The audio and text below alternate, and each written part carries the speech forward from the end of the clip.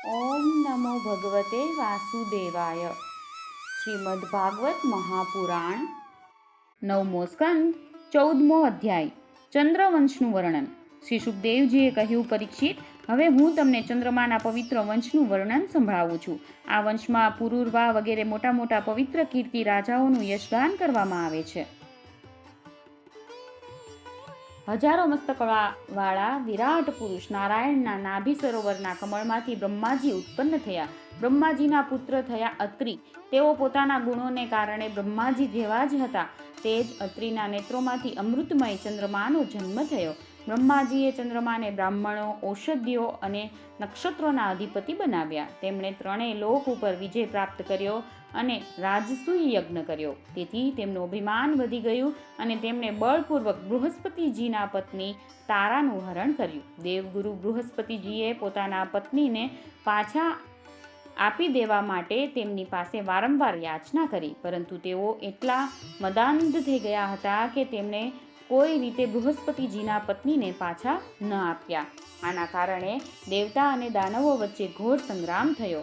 શુક્રાચાર્યજીએ બૃહસ્પતિજી પરના દ્વેષને કારણે અસુરો સહિત ચંદ્રમાનો પક્ષ લીધો અને મહાદેવજીએ સ્નેહવશ સમસ્ત ભૂતગણો સાથે પોતાના વિદ્યાગુરુ અંગિરાજીના પુત્ર બૃહસ્પતિજીનો પક્ષ લીધો. દેવરાજ ઇન્દ્રે પણ સઘળા દેવતાઓ સાથે પોતાના ગુરુ બૃહસ્પતિનો જ પક્ષ લીધો. આ પ્રમાણે તારા એટલે કે બૃહસ્પતિજીના પત્નીના નિમિત્તથી દેવતાઓ અને અસુરોનો સંહાર કરનારો ઘોર સંગ્રામ થયો. ત્યાર પછી અંગિરા ઋષિએ બ્રહ્માજી પાસે જઈને આ યુદ્ધ રોકવાની પ્રાર્થના કરી. આથી બ્રહ્માજીએ ચંદ્રમાને બહુ ધમકાવ્યા, ફટકાર્યા. ત્યારે તારાને તેના પતિ બૃહસ્પતિજીને સોંપી દીધા. જ્યારે બૃહસ્પતિજીને એ ખબર પડી કે તારા તો ગર્ભવતી છે, ત્યારે તેમણે કહ્યું, દુષ્ટ સ્ત્રી, પરપુરુષના સ્થાપેલા ગર્ભને તારે મારા ક્ષેત્રમાંથી જલ્દી છોડી દેવો જોઈએ. તેનો તુરંત ત્યાગ કરી દે. ડરીશ નહીં, હું તને શાપ આપીને ભસ્મ કરતો નથી. કારણ કે એક તો તું સ્ત્રી છે અને બીજું મને પણ સંતાનની કામના છે. દેવી હોવાને કારણે તું નિર્દોષ પણ છે. પોતાના પતિની વાત સાંભળીને તારા અત્યંત લજ્જિત થઈ. તેણે સુવર્ણના જેવી કાંતિવાળો એક બાળક પોતાના ગર્ભથી અલગ કરી દીધો. તે બાળકને જોઈને ચંદ્રમા અને બૃહસ્પતિ બંને મોહિત થઈ ગયા અને બંને તેને પ્રાપ્ત કરવાની ઈચ્છા ધરાવવા લાગ્યા. હવે તેઓ એકબીજા સાથે ઉચ્ચ સ્વરે વિવાદ કરવા લાગ્યા કે આ પુત્ર મારો મનાય છે, મને મળવો જોઈએ, તમને ન મળે. ત્યારે ઋષિઓ અને દેવતાઓએ તારાને પૂછ્યું કે આ કોનો પુત્ર છે, પરંતુ લજ્જાવશ તારાએ કોઈ ઉત્તર ન આપ્યો. બાળકે પોતાની માતાની જૂઠી લજ્જાથી ક્રોધિત થઈને કહ્યું, અરે, તું કહેતી કેમ નથી? તું તારું કુકર્મ મને જલ્દી બતાવી દે. તે વખતે બ્રહ્માજીએ તારાને એકાંતમાં બોલાવીને ઘણું સમજાવીને પૂછ્યું. ત્યારે તારાએ કહ્યું, ચંદ્રમાનો. તેથી ચંદ્રમાએ તે બાળકને લઈ લીધો. પરીક્ષિત, બ્રહ્માજીએ તે બાળકનું નામ બુધ રાખ્યું, કેમ કે તેની બુદ્ધિ બહુ જ ગંભીર હતી. આવો પુત્ર મળી જવાથી ચંદ્રમાને ખૂબ આનંદ થયો. પરીક્ષિત, બુધ દ્વારા ઈલાના ગર્ભથી પુરુરવાનો જન્મ થયો એ વાત હું તમને પહેલાં કહી ચૂક્યો છું. એકવાર ઇન્દ્રની સભામાં દેવર્ષિ નારદજી પુરુરવાના રૂપ, ગુણ, ઉદારતા, શીલ, સ્વભાવ, ધન સંપત્તિ અને પરાક્રમનું ગાન કરી રહ્યા હતા. તે સાંભળીને ઉર્વશીના મનમાં કામભાવનો ઉદય થઈ ગયો અને તેનાથી પીડિત થઈને તે દેવાંગના પુરુરવા પાસે ચાલી આવી. જોકે ઉર્વશીને મિત્રા વરુણના શાપથી જ મૃત્યુલોકમાં આવવું પડ્યું હતું, છતાં પુરુષ શિરોમણી પુરુરવા સાક્ષાત કામદેવની જ મૂર્તિ જેવા સુંદર છે. આ સાંભળીને સુર સુંદરી ઉર્વશીએ ધૈર્ય ધારણ કર્યું અને તે તેમની પાસે ચાલી આવી. દેવાંગના ઉર્વશીને જોઈને પુરુરવાના નેત્રો હર્ષથી ખીલી ઉઠ્યા. તેમના શરીરમાં રોમાંચ થઈ ગયો. તેમણે અત્યંત મધુરવાણીથી કહ્યું,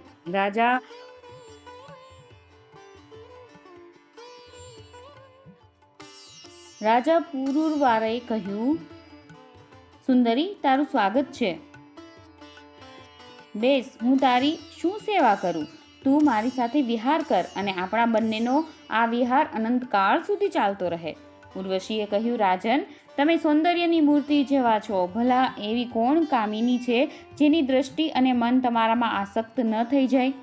કેમ કે તમારી પાસે આવીને મારું મન તમારી સાથે વિલાસની ઈચ્છાથી પોતાનું ધૈર્ય ખોઈ બેઠું છે. રાજન, જે પુરુષ રૂપ ગુણ વગેરેથી પ્રશંસનીય હોય છે તે જ સ્ત્રીઓને પસંદ હોય છે. તેથી હું તમારી સાથે અવશ્ય વિહાર કરીશ. પરંતુ મારા પ્રિય મહારાજ, મારી એક શરત છે.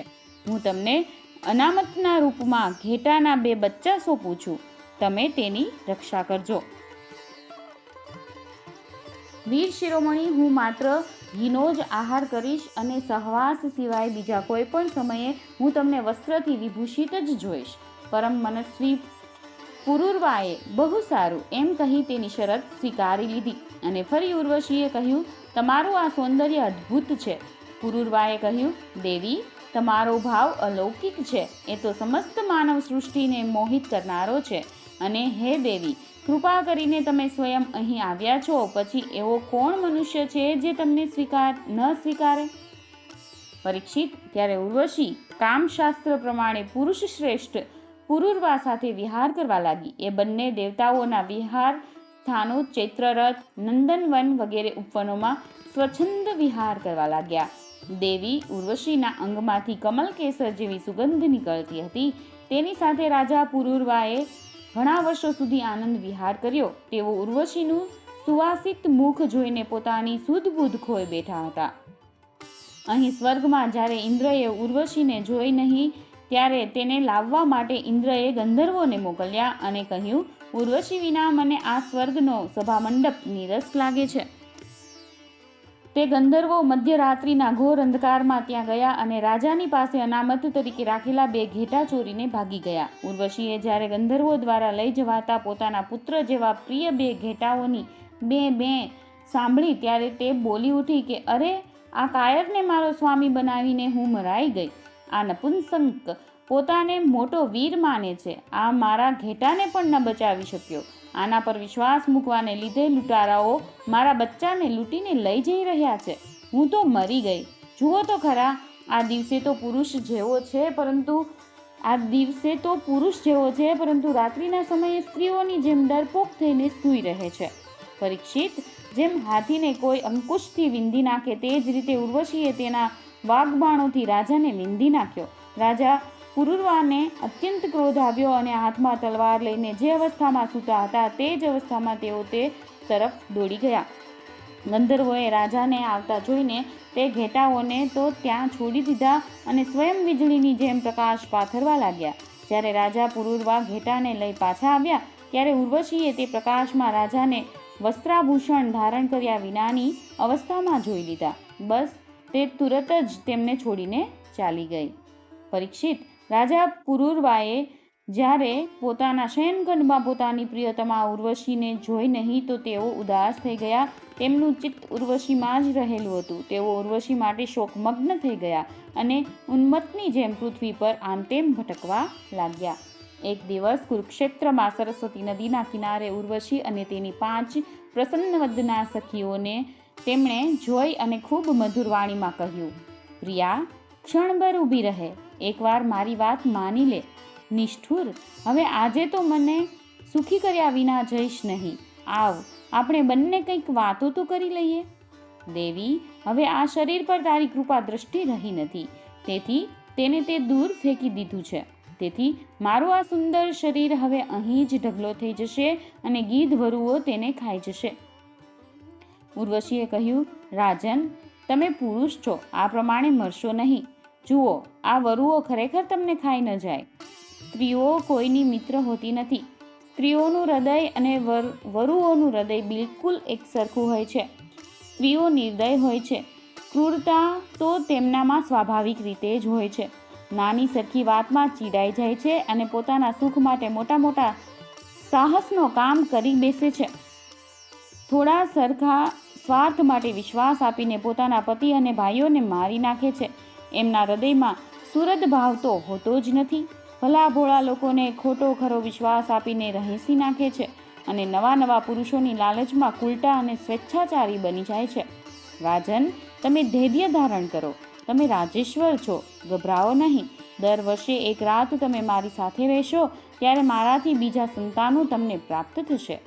રાજા પુરુરવાએ જોયું કે ઉર્વશી ગર્ભવતી છે. તેથી તેઓ પોતાના રાજધાનીમાં પાછા વળ્યા 1 વર્ષ પછી પાછા ત્યાં ગયા ત્યારે ઉર્વશી એક વીર પુત્રની માતા બની ચૂકી હતી. ઉર્વશીના મળવાથી પુરુરવાને બહુ આનંદ થયો અને એક રાત તેઓ તેની સાથે રહ્યા. પ્રાતઃકાળમાં જ્યારે તેઓ વિદાય થવા લાગ્યા ત્યારે વિરહના દુઃખથી તેઓ અત્યંત રાંક બની ગયા. ઉર્વશીએ તેમને કહ્યું, તમે આ ગંધર્વોની સ્તુતિ કરો, ઈચ્છે તો તેઓ તમારા હાથમાં મને સોંપી શકે છે. ત્યારે રાજાએ ગંધર્વોની સ્તુતિ કરી. પરીક્ષિત, રાજા પુરુરવાની સ્તુતિથી પ્રસન્ન થઈને ગંધર્વોએ તેમને એક અગ્નિસ્થાલી એટલે કે અગ્નિસ્થાપન કરવાનું પાત્ર આપ્યું.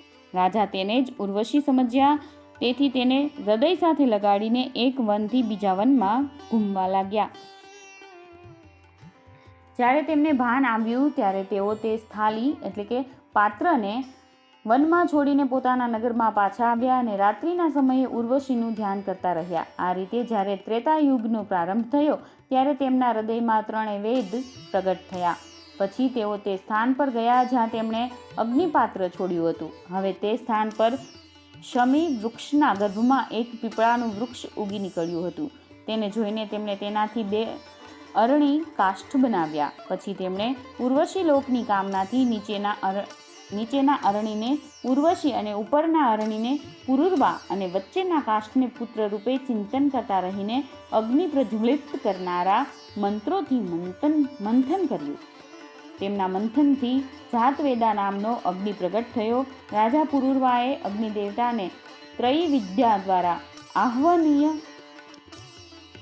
ગાર્હપત્ય અને દક્ષિણાગ્નિ આ 3 ભાગમાં વિભક્ત કરીને પુત્ર રૂપે સ્વીકાર કરી લીધો. પછી ઉર્વશી લોકની ઈચ્છાથી પુરુરવાએ તે 3 અગ્નિઓ દ્વારા સર્વદેવ સ્વરૂપ ઇન્દ્રિયાતીત અગ્નિપતિ ભગવાન શ્રી હરિનું યજન કર્યું. પરીક્ષિત, ત્રેતાયુગ પહેલા સત્યયુગમાં એકમાત્ર પ્રણવ ઓમકાર જ વેદ હતો. બધા વેદ શાસ્ત્રો તેના જ અંતર્ભૂત હતા. દેવતા એકમાત્ર નારાયણ હતા. બીજું કોઈ ન હતું. અગ્નિ પણ 3 નહીં માત્ર એક જ હતો અને વર્ણ પણ માત્ર એક હંસ જ હતો.